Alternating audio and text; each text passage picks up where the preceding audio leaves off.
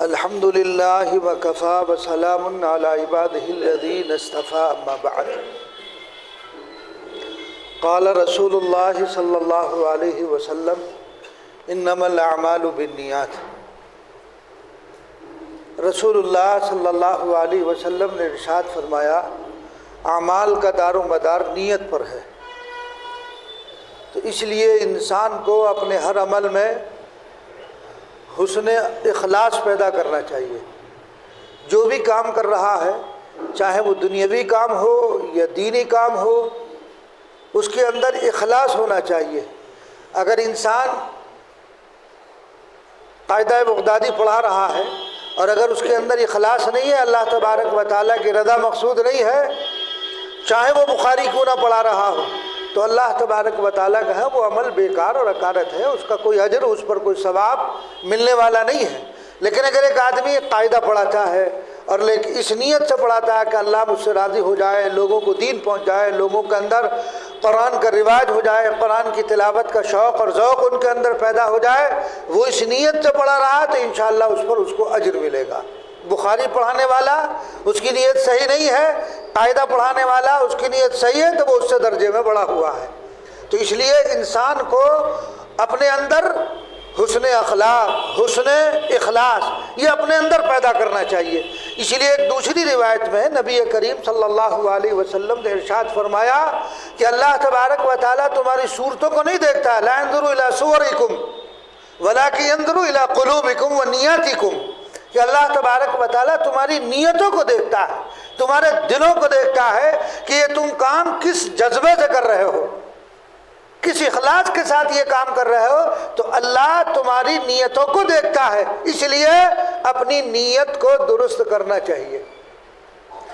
انسان اگر تجارت بھی کر رہا ہے، اس تجارت میں بھی نیت اللہ کی رضا کی ہونی چاہیے۔ اب آپ کہیں گے کہ صاحب دنیا داری میں اخلاص اور حسن اخلاص کیسے پیدا کریں؟ ایک آدمی تجارت کر رہا ہے، کیوں کر رہا ہے؟ اس لیے کر رہا ہے، اس کی نیت یہ ہے کہ اس سے جو مال کماؤں گا، جو پیسے کماؤں گا، میرے ذمے، میری بیوی کے، میرے بچوں کے اور جو میرے متعلقین ہیں ان کے جو حقوق ہیں، میں ان حقوق کی ادائیگی کروں گا۔ تو وہ تجارت اب دنیا نہیں رہی، اب دین بن گئی آپ کے اس حسن نیت کی وجہ سے۔ اسی لیے حضرت گنگوہی رحمۃ اللہ علیہ نے فرمایا کہ ایک آدمی ہے جو مسجد میں بیٹھ کر اللہ اللہ کر رہا ہے، اور ایک آدمی وہ ہے جو بازار میں آلو بیچ رہا ہے اور وہ کہتا آلو 2 روپے کلو، اور اس کی نیت یہ ہے کہ اللہ مجھ سے راضی ہو جائے اور جو آمدنی اس سے حاصل ہوگی میں اس کے ذریعے سے اپنے بیوی بچوں کے حقوق ادا کروں گا۔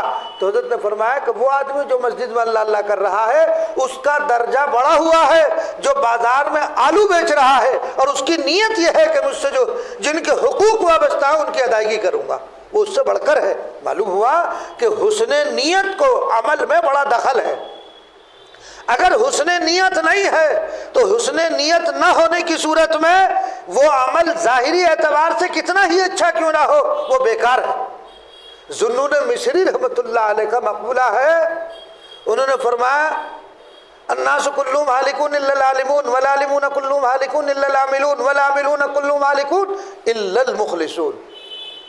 تمام انسان خسارے میں ہیں، علم نہیں ہے تو خسارے میں ہے، علم حاصل ہو گیا تو خسارے سے نکل گیا، علم ہے تب بھی خسارے میں ہے اگر اس علم کے مطابق عمل نہیں ہے، علم بھی ہے عمل بھی ہے تب بھی خسارے میں ہے اگر اس کے اندر اخلاص نہیں ہے۔ علم بھی ہو، عمل بھی ہو اور اس میں اخلاص ہو، تب اس عمل کے اندر جان پیدا ہوگی، تب وہ عمل اللہ تبارک و تعالیٰ کے ہاں مقبول ہوگا۔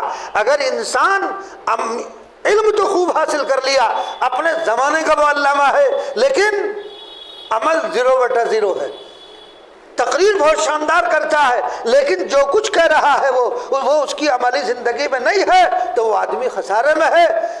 انسان بیان بھی کر رہا، اس کو علم بھی ہے اور وہ اس پر عمل بھی کر رہا، اخلاص نہیں ہے تو بیکار ہے۔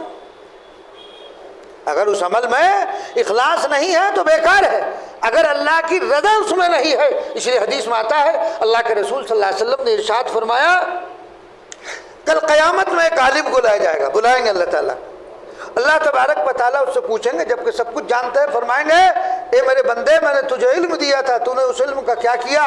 کہ اللہ میں نے اپنے اس علم کے ذریعے سے لوگوں کو تبلیغ کی، تعلیم کی، میں نے اس علم سے لوگوں کو جو آپ نے مجھے دیا تھا دین سے وابستہ کیا، میں نے مدارس کھولے، امامت کی، خطابت کی، وعظ و نصیحت لوگوں کی۔ اللہ تبارک و تعالیٰ فرمائیں گے اے میرے بندے تو نے جس مقصد کے لیے کیا تھا وہ تو تجھے حاصل ہو گیا، تیرا مقصود شہرت اور ناموری کا حصول تھا وہ تجھے حاصل ہو گیا، فرشتوں کو حکم ہوگا اسے جہنم میں لے کے ڈال دو۔ اس لیے کہ دیکھو معلوم ہوا کہ آدمی اگر علم ہے اور اس علم کا وہ نشر و اشاعت کر رہا ہے، مقصود اللہ کی رضا نہیں ہے، تو اللہ کے ہاں اس علم کی کوئی قدر نہیں ہے۔ ایک تاجر کو لایا جائے گا، اسی طرح روایت میں ہے، اس سے پوچھا جائے گا، اللہ تبارک و تعالیٰ پوچھیں گے اے بندے میں نے تجھے مال دیا تھا تو نے اس مال کا کیا کیا؟ وہ کہے گا اے اللہ میں نے اس مال کو غربا پر، فقراء پر، مدارس پر، مساجد پر، خانقاہوں میں اور فی سبیل اللہ میں نے اس مال کو خرچ کیا، غربا کا خیال رکھا، بیواؤں کا خیال رکھا۔ اللہ تعالیٰ فرمائیں گے تو نے جس مقصد کے لیے وہ پیسہ خرچ کیا وہ مقصد تجھے حاصل ہو گیا، تیرا مقصود یہ تھا کہ لوگ یہ کہیں کہ یہ بڑا داتا ہے، بڑا دیالو ہے، یہ بڑا خراج خرچ کرنے والا ہے، وقت کا حاتم تائی ہے، اور تاکہ تجھے شہرت حاصل ہو جائے، تجھے جو ہے ناموری حاصل ہو جائے، تیرا نام بلند ہو جائے، تو نے تو شہرت کے لیے کیا، ناموری کے لیے کیا۔ اللہ تعالیٰ فرمائیں گے جو تیرا مقصود تھا وہ تجھے حاصل ہو گیا، فرشتوں کو حکم ہوگا اسے جہنم میں ڈال دو۔ معلوم ہوا کہ اگر اس کام میں اللہ تبارک و تعالیٰ کی رضا شامل حال نہیں ہوگی تو وہ کام چاہے کتنا ظاہری شکل و صورت کے اعتبار سے کتنا ہی اچھا کیوں نہ ہو، وہ اللہ تبارک و تعالیٰ کی نظر میں پھر بیکار ہے۔ اس لیے کہ اللہ تو تمہارے قلوب کو دیکھتا ہے کہ تمہارے اندر، تمہارے دلوں میں تقویٰ کتنا ہے، تمہارے دلوں کے اندر اخلاص کتنا ہے۔ تو اللہ تبارک و تعالیٰ تو یہ دیکھنا چاہتا ہے، اللہ کو ضرورت نہیں ہے تمہارے صدقات کی، تمہارے نوافل کی، تمہاری نمازوں کی، کوئی ضرورت نہیں ہے۔ خدا بند قدوس یہ دیکھنا چاہتا ہے کہ تمہارے دلوں میں کتنا تقویٰ ہے، کتنا اخلاص ہے، کتنی للہیت ہے۔ قرآن میں ہے نا لن ینال اللہ لحومها ولا دماؤها، یہ اللہ تبارک و تعالیٰ نے قربانی سے متعلق کہ تم جو خون بہاتے ہو قربانی کے موقع پر، تو اللہ تبارک و تعالیٰ کو کیا تمہارے گوشت اور پوشت کی ضرورت ہے؟ اسے ضرورت نہیں ہے۔ اللہ تمہارے دل کا تقویٰ دیکھنا چاہتا ہے کہ تم جو قربانی کر رہے ہو وہ کس نیت سے کر رہے ہو، کیا مقصود ہے تمہارا؟ 2 لاکھ، 2.5 لاکھ، 8 لاکھ، 10 لاکھ کا جانور خرید لیا اور خریدنے کے بعد ایک شہرت ہو گئی، تو کیا یہ شہرت مقصود ہے یا اللہ کی رضا مقصود ہے؟ تو میں نے بھی سنا دیا اللہ تعالیٰ نے کیا فرمایا کہ تو نے جس مقصد کے لیے کام کیا تھا وہ تجھے حاصل ہو گئی، شہرت حاصل ہو گئی، ناموری حاصل ہو گئی، لیکن میرے لیے تو کچھ نہ کیا، میری ذات کے لیے، میری رضا کے لیے تو کچھ نہ کیا۔ اللہ فرمایا کہ تو جہنم میں ڈال دو۔ تو اس لیے اپنے اندر اخلاص پیدا کرو۔ ہم اگر یہاں پڑھ رہے ہیں، پڑھنے کے لیے آئے ہیں، کیوں آئے ہیں؟ کیا مقاصد ہے پڑھنے سے؟ علم حاصل کر رہا ہے آج کوئی آدمی کسی آدمی کو کوئی مسئلہ ہی چاہے حاصل کرے، کسی مسئلے ہی کا علم ہو جائے، وہ مسئلے کا جو علم ہوا کہ وہ کس مقصد کے لیے، اگر عمل کا داعیہ پیدا نہ ہو اور پھر اس عمل کے اندر اخلاص نہ ہو تو وہ بیکار ہے۔ تو اس لیے ذوالنون مصری رحمۃ اللہ علیہ نے کیا فرمایا؟ علم بغیر عمل کے بیکار اور علم و عمل بغیر اخلاص کے بیکار ہے۔ علم بھی ہو، عمل بھی ہو اور پھر اخلاص بھی ہو۔ اسی لیے امام بخاری رحمۃ اللہ علیہ اپنی کتاب کی ابتدا اسی روایت سے کرتے ہیں، گویا کہ پڑھنے والوں کو متوجہ کرنا چاہتے ہیں کہ تم جو پڑھنا چاہتے ہو اس آج پہلی روایت ہے، آج ہی اپنے اندر اخلاص پیدا کر لو کہ ہمارا پڑھنا اور پڑھانا آگے جو ہوگا اگر اخلاص نہ ہوا بغیر اخلاص کے بیکار ہے۔ اس لیے کوئی بھی عمل کرو، چاہے دین کا ہو یا دنیا کا ہو، اور دنیا کو بھی دین کیسے بنایا جا سکتا ہے؟ دین بنانے کا آسان طریقہ ہے، دنیا کو زاویہ نگاہ کو بدل دو، نیت کی تبدیلی کر لو۔ ذرا سی نیت کی تبدیلی ہوئی، وہ کام ہر ایک کو کرنا۔ دیکھو کھانا ہر ایک کھاتا ہے، کافر بھی کھاتا ہے، مسلمان بھی کھاتا ہے، لیکن ہم نے کوئی نیت نہیں کی، کھانا کھا لیا، پیٹ تو تب بھی بھر جائے گا کسی بھی حال میں۔ لیکن اگر آپ نے کھانا کھایا کہ اللہ جو میں کھا رہا ہوں اس نیت سے کھا رہا ہوں، اس سے جسم میں قوت پیدا ہوگی، اور قوت پیدا ہونے کے بعد میں تیری عبادت کروں گا، جن کے جو حقوق ہے میں جسمانی طور پر وہ ان کے حقوق بھی ادا کروں گا، تو وہ کھانا ثواب بن گیا، وہ اجر اس پر ملے گا۔ نیت بدلی ذرا سی، اس ذرا سی نیت کی تبدیلی سے جو کام بظاہر دنیا کا نظر آ رہا تھا وہ کیا ہو گیا؟ وہ دید ہو گیا. اور یہ تو نیت کی تبدیلی کی بات ہے.